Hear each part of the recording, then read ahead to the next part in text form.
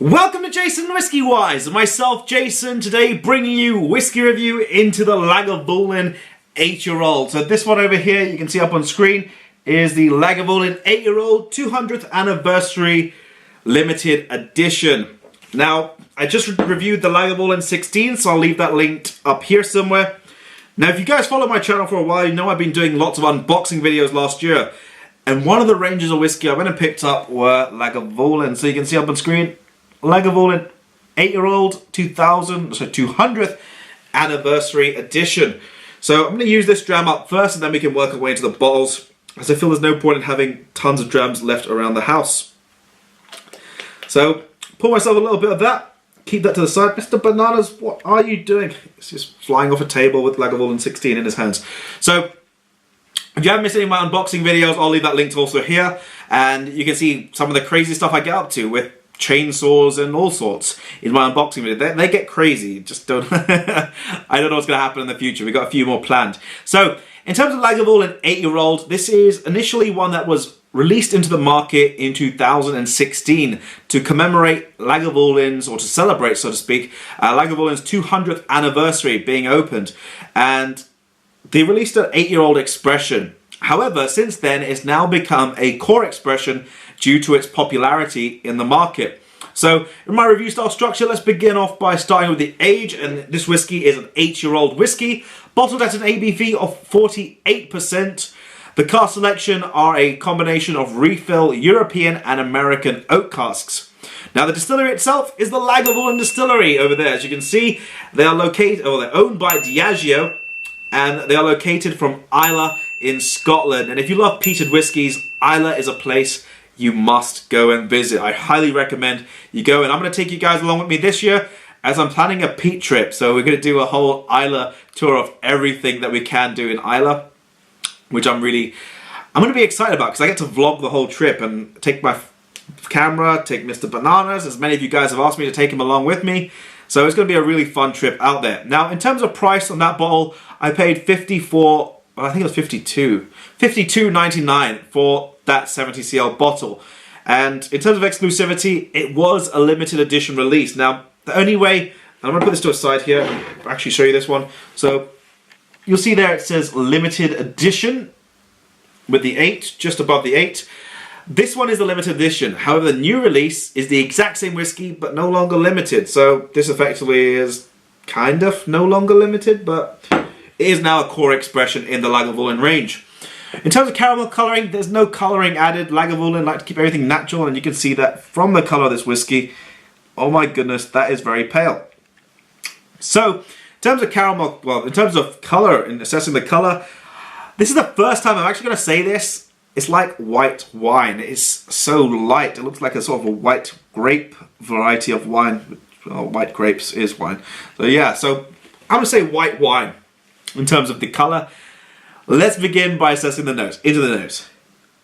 So starting things off on the nose for this whiskey, it's almost like a burnt rubber. This aspect of almost as if someone's done a wheelie just in front of you with their car, and you're getting that burnt rubber character. It's got a very unique peaty smoke to it, which is, I feel, the classic house style of Lagavulin. But it's almost like a wetland fire, or a wetland campfire.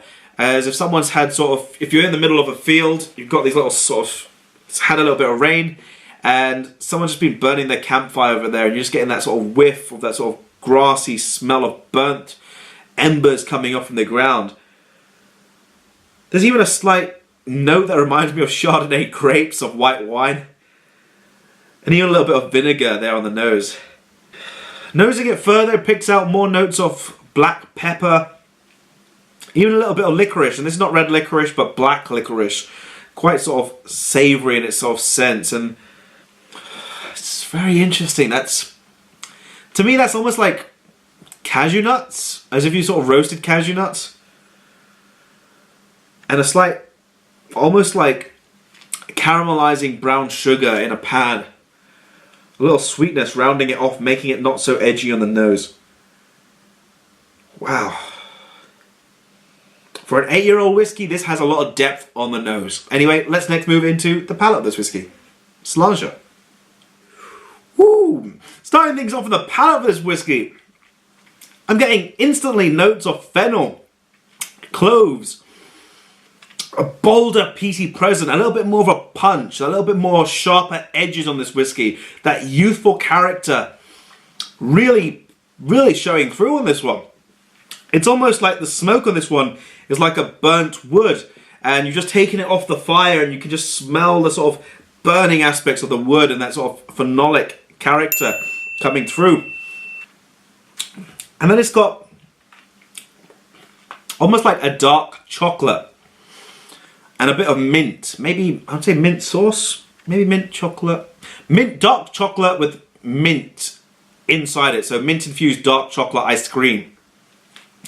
And it's got a peppery note on the back palate, but it's honeyed. It's like a honeyed black pepper all in all. Really interesting on the palate for this one. I didn't expect mint so much, but that's the first time I've got mint on a Lagavulin. Anyway, let's move into the finish of the whiskey. Into the finish. So the finish for the Lagavulin 8-year-old, first thing I'm thinking of is actually something from a Mediterranean dish. Grilled capsicums. A slight citrus lime zest. The peat is there, but it's not so intense on the finish. On the palate, it was much more dominant, and that spike in ABV, that little difference with the youthful character, feels almost like a peat sucker punch.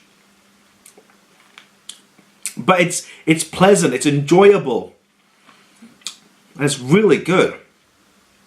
Really nice whiskey. I'm going to finish this off, and then we'll come to my conclusion on the finish of this whiskey, on the rating. But I'd say finish is like a medium full. It's not super full, but medium full. And texture-wise, I'd say light medium. It's not super intense. It's not so in your face, but at the same time, it's around about there. So I'll finish this off, and we'll come to our rating. So now we're going to do our rating for the whiskey, and I decided this one, I think it deserves an 88 out of 100. Reason behind this, well, actually 8 is actually, didn't mean to do that, but the reason I'm giving it 88, fantastic price point again, matching the Lagavulin 16. Maybe £3 cheaper is for the 8-year-old. The one thing I feel is it's much more youthful. You can tell that sort of bite in the character from the nose, on the palate, that little bit more of a punchier peat that comes through, and more warming spices. But for me, I prefer something like the 16. It's a bit softer, smoother, more rounded. But if you are looking for something a little bit more with that edge, I think the 8-year-old does a superb and stunning job at really reflecting the style of the distillery, but with a little bit more of a kick involved to it.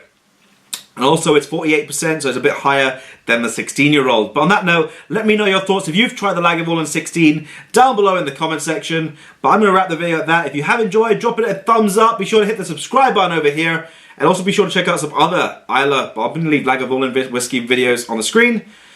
This has been JasonWhiskyWise, and I'll catch you all for the next video. Slaja.